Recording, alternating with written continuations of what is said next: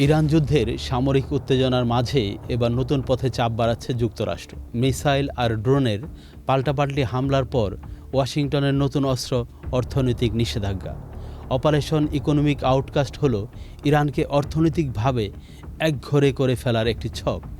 দ্বিতীয় বিশ্বযুদ্ধে জার্মানির দখল থেকে মিত্র বাহিনী ডি-ডে আক্রমণের মাধ্যমে ফ্রান্সকে মুক্ত করে। তার সাথে মিল রেখে ইরানের বিরুদ্ধে নেওয়া পদক্ষেপকে বলা হচ্ছে অর্থনৈতিক ডি-ডে। মার্কিন যুক্তরাষ্ট্র শুধু ইরান নয়, তেহরানের সঙ্গে বাণিজ্য করা দেশ ও প্রতিষ্ঠানগুলোকেও চাপে ফেলার হুমকি দিচ্ছে। নতুন নিষেধাজ্ঞার আওতায় এসেছে ইরানের সঙ্গে যুক্ত ৬০ ব্যক্তি, প্রতিষ্ঠান ও জাহাজ। ইরানি তেলের অন্যতম বড় ক্রেতা চীন। তা সত্ত্বেও চীনের যেসব আর্থিক প্রতিষ্ঠান ইরানের তেল বাণিজ্যে ভূমিকা রাখছে বলে সন্দেহ করা হচ্ছে, তাদের সরাসরি এই তালিকায় রাখা হয়নি।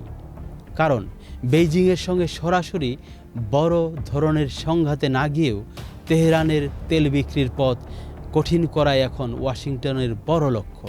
চীন তবুও যুক্তরাষ্ট্রের এই নীতির বিরোধিতা করছে।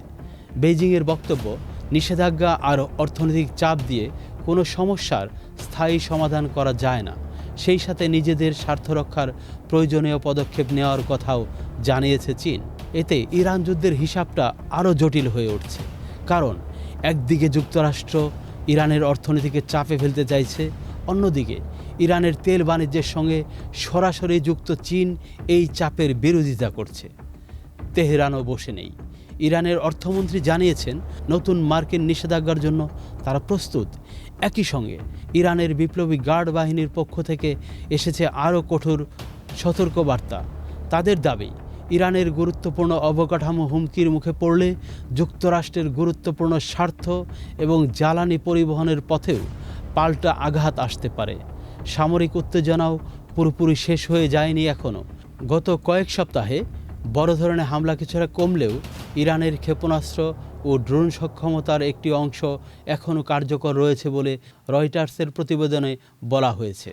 তাই হরমুজ প্রণালী ও পারস্য উপসাগরের তেল পরিবহন এখনও বড় ঝুঁকির মধ্যে আছে। এই পথ দিয়ে বিশ্বের বিপুল পরিমাণ জ্বালানি পরিবহন হয়। সেখানে নতুন করে উত্তেজনা তৈরি হলে তার প্রভাব শুধু ইরান, যুক্তরাষ্ট্র বা চীনের মধ্যে সীমাবদ্ধ থাকবে না, বিশ্ববাজারেও এর চাপ পড়তে পারে।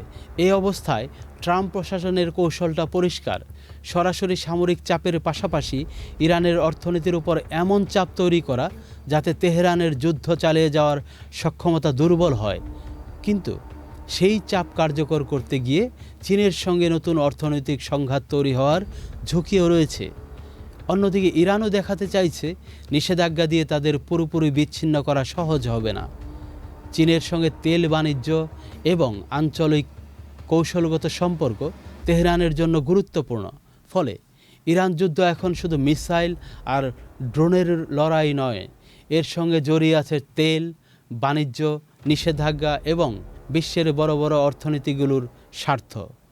যুক্তরাষ্ট্রের নতুন নিষেধাজ্ঞা ইরানের উপর কতটা চাপ তৈরি করতে পারে, আর সেই চাপ মোকাবেলায় চীন ও তেহরান কতটা একসঙ্গে এগোয়, সেটাই এখন পরিস্থিতির গুরুত্বপূর্ণ দিক।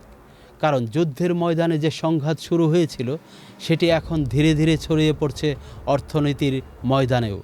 বাংলাদেশের ভঙ্গুর জ্বালানি পরিস্থিতিতে এই নিষেধাজ্ঞা নিঃসন্দেহে নেতিবাচক প্রভাব ফেলবে। ফারুক খান, টাইমস 24।